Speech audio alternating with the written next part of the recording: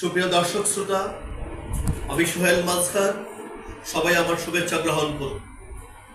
আমি কথা বলছি আমার নতুন ইউটিউব চ্যানেল কথা প্রসঙ্গে কথার পক্ষ থেকে। আমি আমার এই চ্যানেলে কথা বলবো আমার পঠিত বই নিয়ে।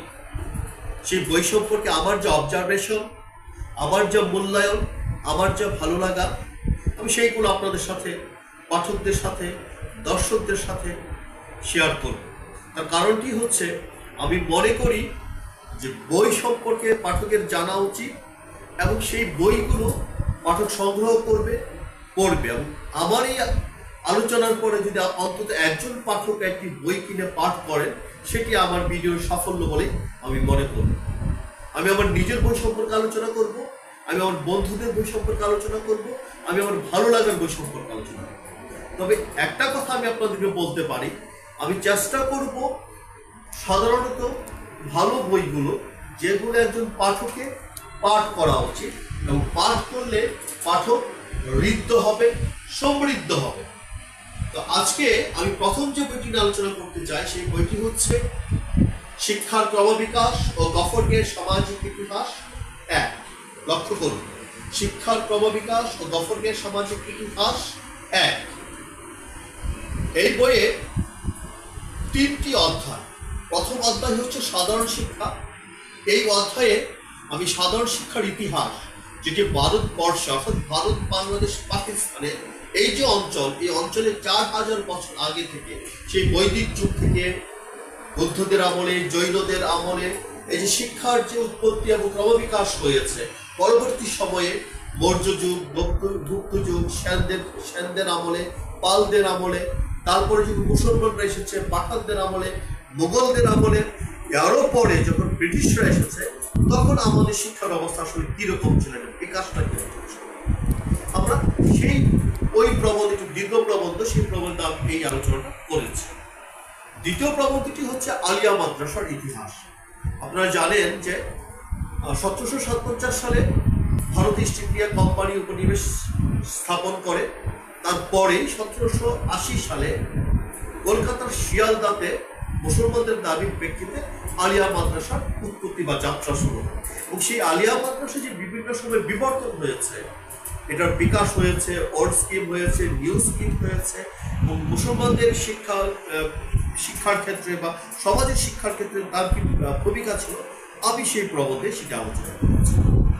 আরেকটি বিষয় হচ্ছে, আপনারা সকলেই জানেন 1857 সালে ভারতবর্ষের সিপাহী বিদ্রোহ হয়, যেটি ভারতের প্রধান 2 সম্প্রদায়, হিন্দু মুসলমান উভয় সম্প্রদায় অংশগ্রহণ করেছিল। কিন্তু যুদ্ধের পরাজয়ের পর তার মোটা দাগে বড় দায়টা মুসলমানদের উপরে যায় এবং বলা হয়ে থাকে যে একদিনে 2700 আলেমকে ফাঁসি দেওয়া হয়েছে, 55,000 মুসলিমকে হত্যা করা হয়েছে।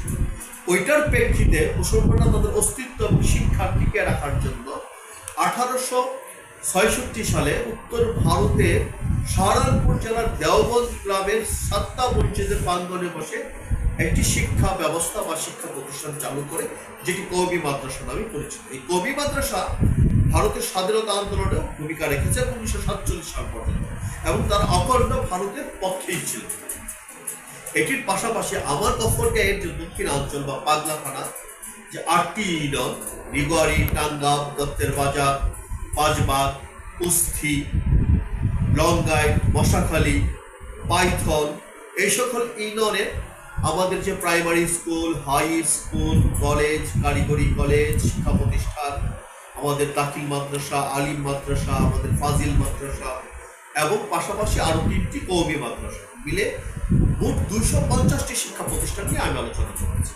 এই সকল প্রতিষ্ঠান কারা জমি দিয়েছেন, কারা অর্থ দিয়ে সহযোগিতা করেছেন, কারা একটা বাস দিয়ে সহযোগিতা করেছেন, কারা কার্ড দিয়েছেন, কিট দিয়েছেন, কারা অন্যভাবে সহযোগিতা করেছেন, কারা পরিশ্রম করেছেন, এই বিষয়গুলো, এটার সাথে রিলেটেড যে সামাজিক ইতিহাস। ধরুন, আমাদের যে আধ্যাত্মিক পুরুষ ছিলেন হাফেজ মাওলানা পাঁচবাগী সাহেব, উনি কি ভূমিকা রেখেছেন, বা আলহাজ গিয়াসউদ্দিন পাঠান খান বাহাদুর, তিনি কি ভূমিকা রেখেছেন, হাফেজ ফজলুর রহমান রন ভাওয়ালি, তিনি কি ভূমিকা রেখেছেন, বীর মুক্তিযোদ্ধা মফিজুল হক, তিনি কি ভূমিকা রেখেছেন, বা ধরুন সাইদুর রহমান সিরাজ কি ভূমিকা রেখেছেন, বীর মুক্তিযোদ্ধা অথবা শেখ রাজউদ্দিন কি ভূমিকা রেখেছেন, এই সবই আমরা আলোচনা করেছি। এই বইটি আপনারা সংগ্রহ করুন, পাঠ করুন। বইটি প্রকাশ করেছে ময়মনসিংহ হেরিটেজ। বইটির মূল্য হচ্ছে 920 টাকা। বইটি পত্র দেখেছেন মামুন হুসাইন। যারা পাঠ করবেন আমি খুশি হব। এটি আপনাদের জন্য একটি প্রয়োজনীয় বই। আমি সর্বশেষ যে কথাটি বলতে চাই, আপনারা আমার চ্যানেলটিকে লাইক করুন, কমেন্টস করুন, সাবস্ক্রাইব করুন। যারা এতক্ষণ আমার কথা শুনেছেন আমি তাদের সকলকে কৃতজ্ঞতা জানাচ্ছি, ধন্যবাদ জ্ঞাপন করছি।